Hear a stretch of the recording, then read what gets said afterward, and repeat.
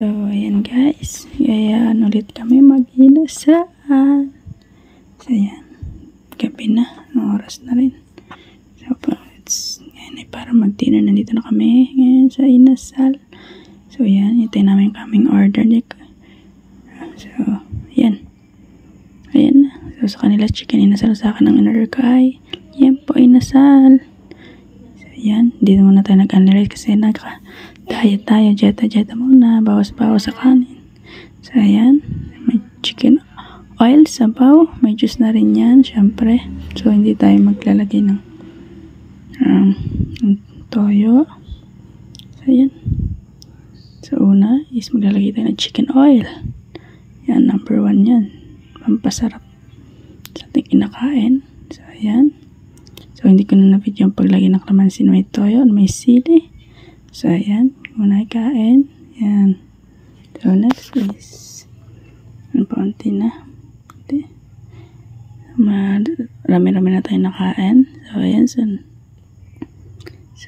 Paubos na. Success.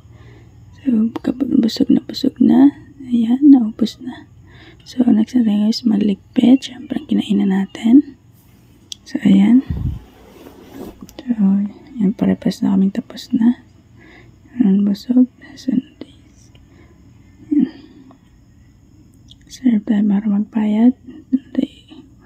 Uuwi na, syempre. Wala na pang gagawin ka para umuwi. So, malayo-layo aming pinuntahan. So, maglalakad lang. So, ayan. Unting lakad. At, ayun. So, kita. Ayan. Lakad-lakad lang muna. Wala kami masasakay na padyak, pero okay na rin kasi bawas din, tunaw lang kinain, hindag. Ayun, dito tayo sa sentro, malapit na tayo. So, malapit na tayo makauwi.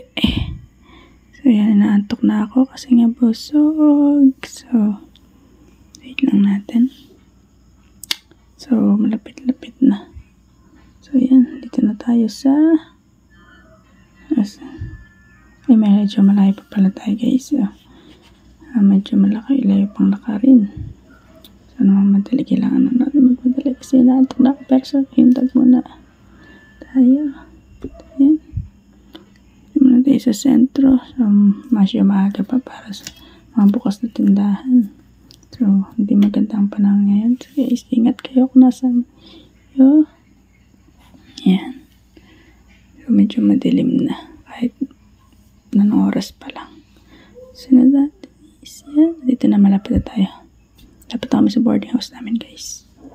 So, ito na lang. So, ito. Madali na kasing oras na rin. So, yan. So, yan na yun, guys. Dito na tayo. Dito na tayo. Malapit na. So, ito na kami.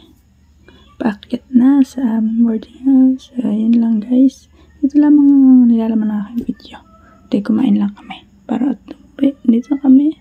So, just watch and sana nabusog ko din kayo.